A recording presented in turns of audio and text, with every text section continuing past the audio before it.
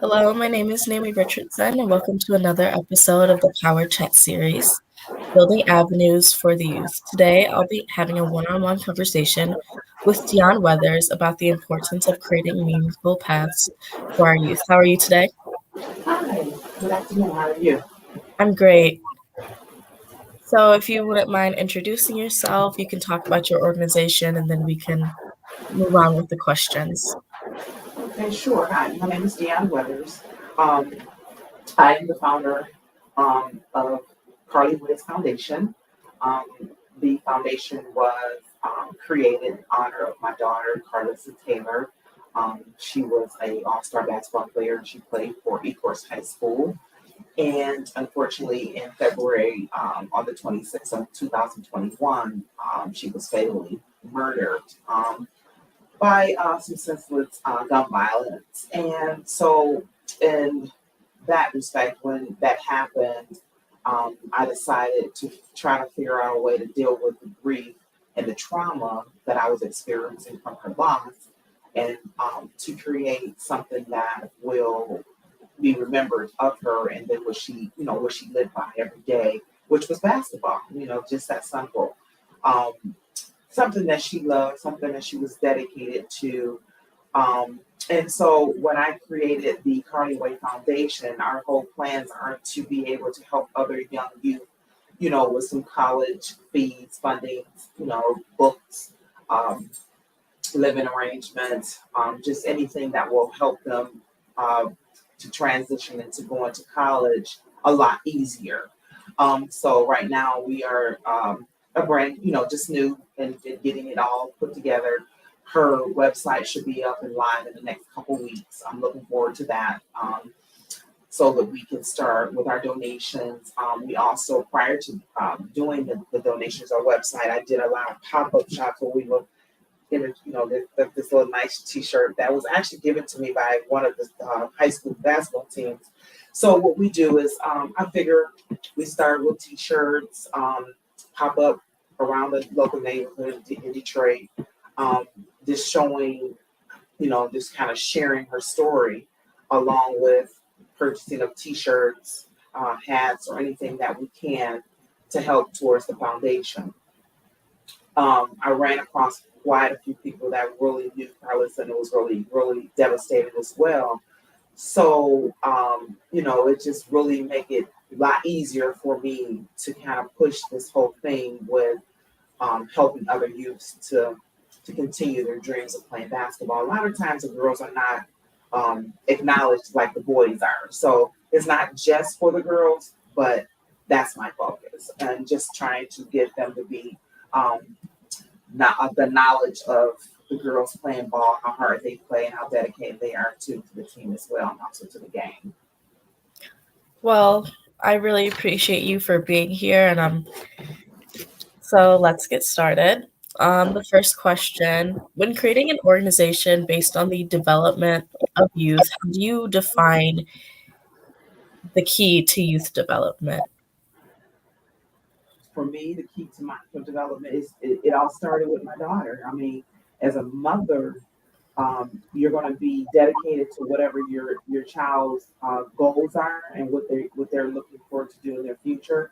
And so I think it's very important to kind of follow and to be supportive in whatever they plan to do. I mean, if it's just like Carlos started with soccer, she hated it, but that was somewhere she started.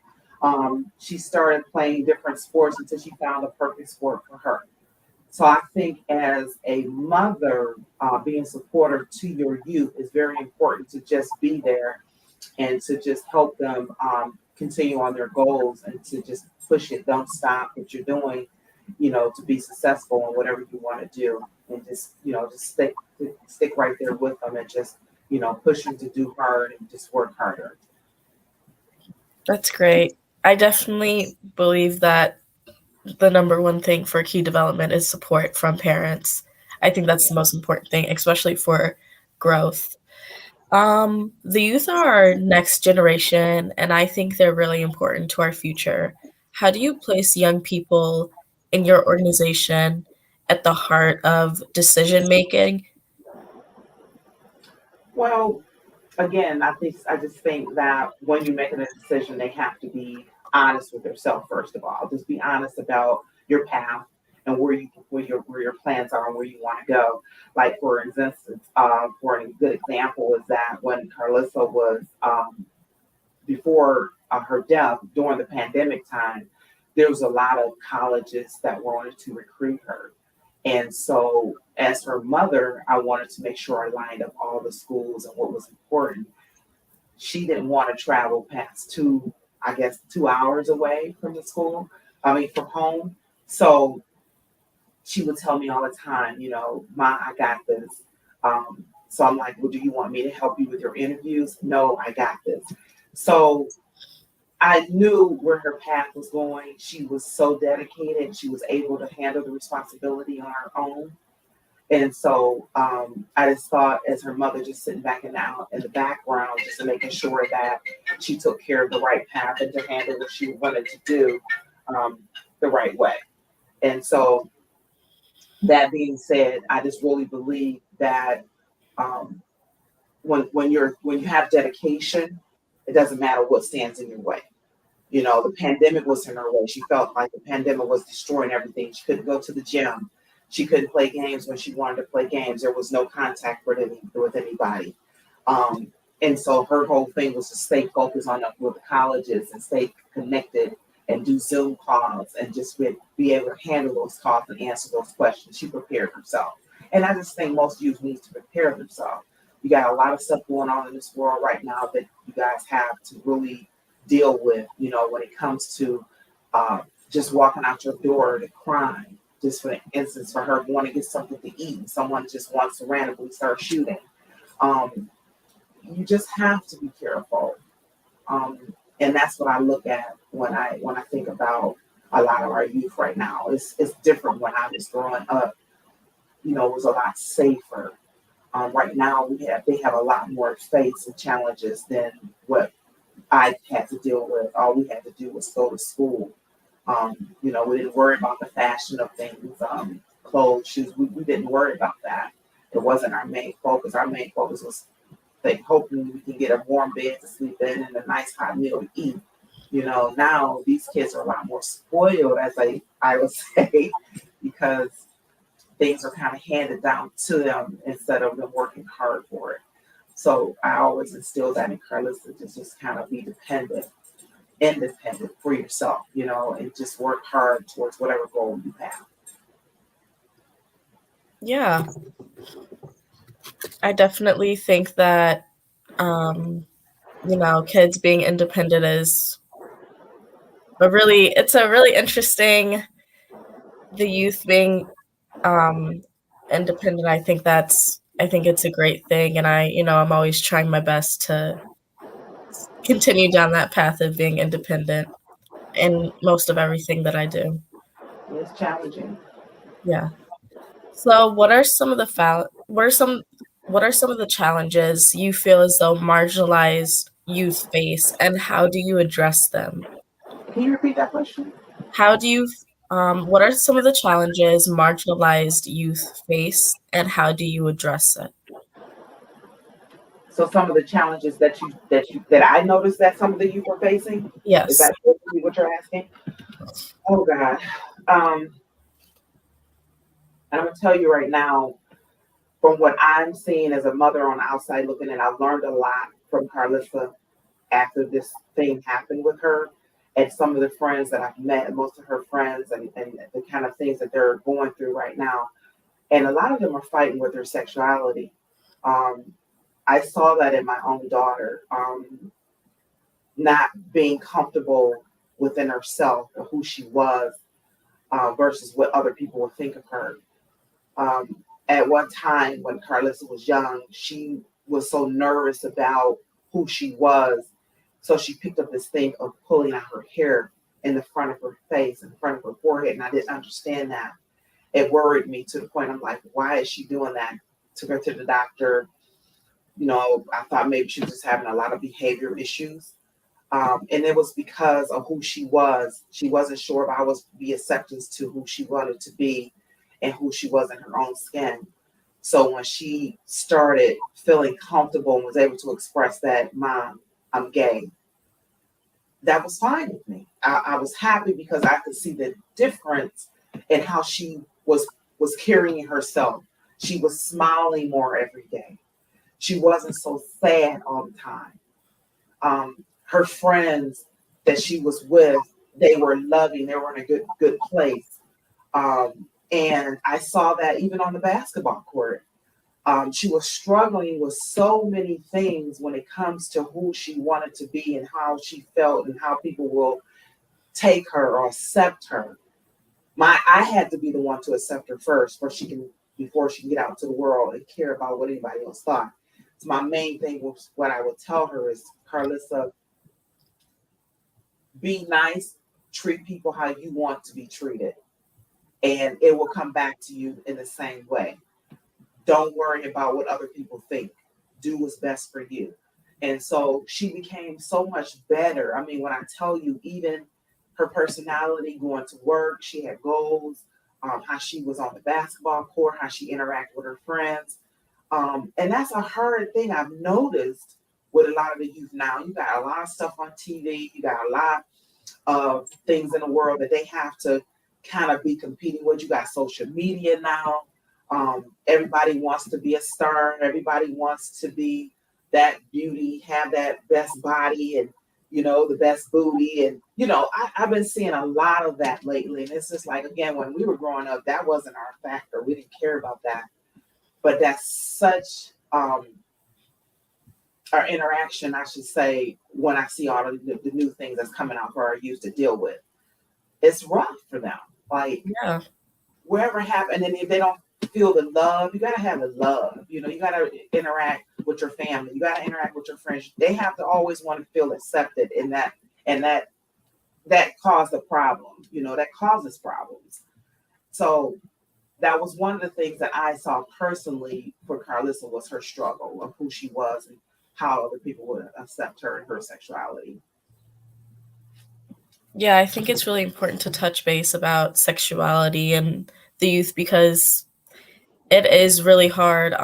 Like just, working with children, it is really hard, like understanding who you are and who you're becoming and who you want to be when in the world there's social media and there's people on social media telling you who you're supposed to be. Exactly. So, how do you work towards building yourself up, accepting yourself, and accepting yourself and those around you?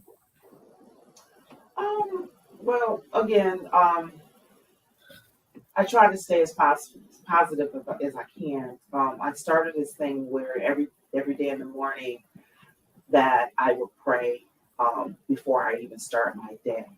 I thought that after the tragic thing with Carlos, that it actually put me in a different place in my life. I felt like out of body.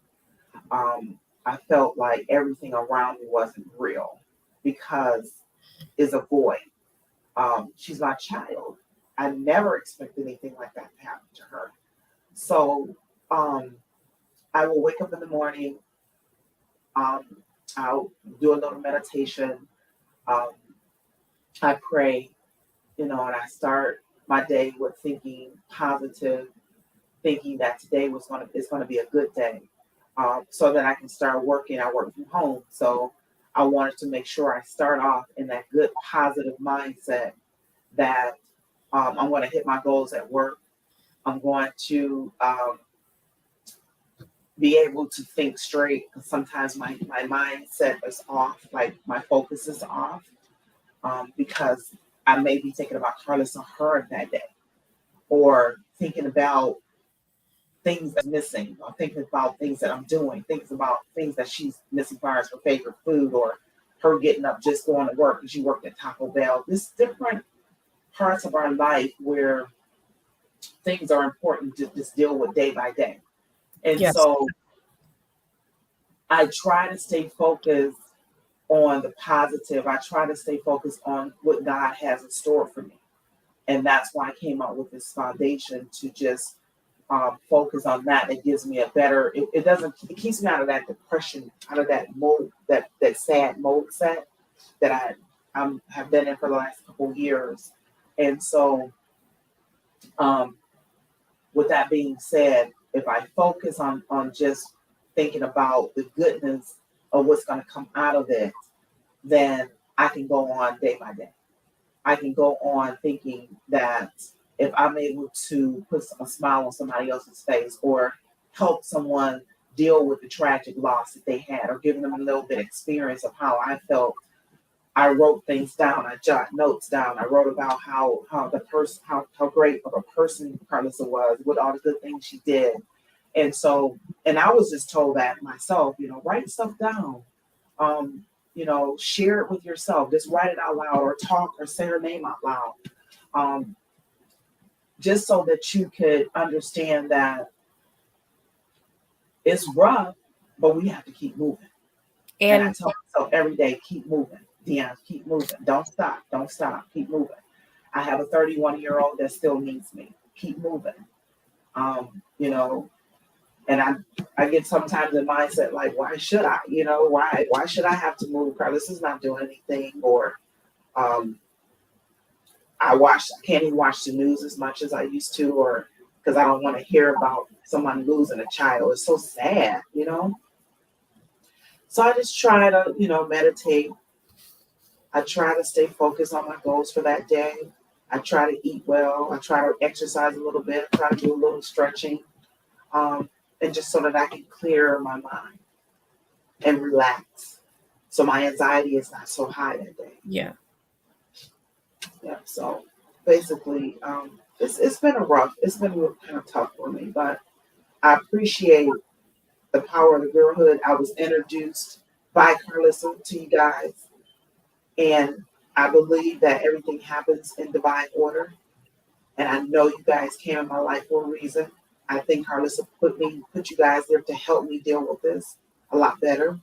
It's almost like a little counseling, you know. Hey, talk to Power of the Girlhood. They'll help you, mom. They'll help you get through it. And I look at that. I think this is so important. Well, I just want to say thank you for letting me interview you. And I think you should continue to, keep her memory alive. Yeah, I planned on doing that. Yes, of course. I apologize because I get so emotional when I think And about it. that's okay.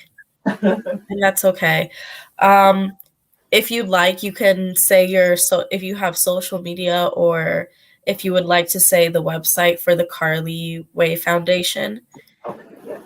Yep. So, like I mentioned before, in the next couple of weeks, CarlyWayFoundation.com will be going live.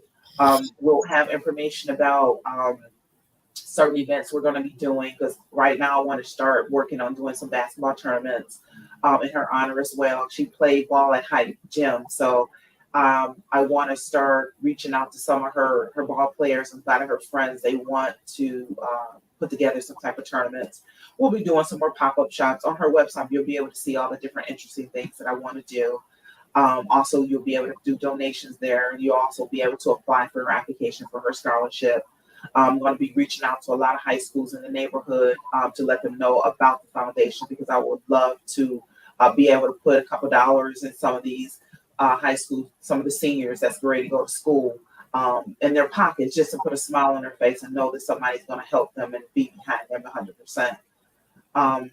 And I just want everybody just not to forget how tragic things happen to you. You're here one day and you can be gone the next. Love on each other, respect each other. That's so important. So with Carly Way Foundation, I really want to plan on doing a lot of positive things with her foundation. I want anyone to be able to reach out if they have any questions. Reach out if they just want to have a conversation with me. They just want to just vent, talk about anything, anything they want to talk about. They feel like they're caught up in their chest, like their feelings, and they just want to express it. That's what Carly Way Foundation is going to be for. It's not just going to be for just basically just the basketball. That's where we're heading. But I want her website to just be a nice, quiet place for anyone to come and to share some information with me, or just to just be able to just express how they feel. I love that so much. Do you have We any also social have, media? we do. I'm sorry, I didn't mention that. We have Instagram. Instagram is also Carly Way Foundation. You just and you'll be able to see all the different information we have on that website, on the social media as well. Working towards getting Facebook as well for her. Again, we're just kind of working it out together. You know, me and my daughter kind of putting it together, kind of slow, but eventually by the end of the year, we'll have everything live. We'll have everything up and moving. Um, and with the grace of God, everything will go smoothly and we'll be available to help out. That's great. I just want to say again, thank you so much for letting me interview you. And for everyone who's watching, have a great day and be safe. Thank you. I appreciate you too. Bye bye. Of course.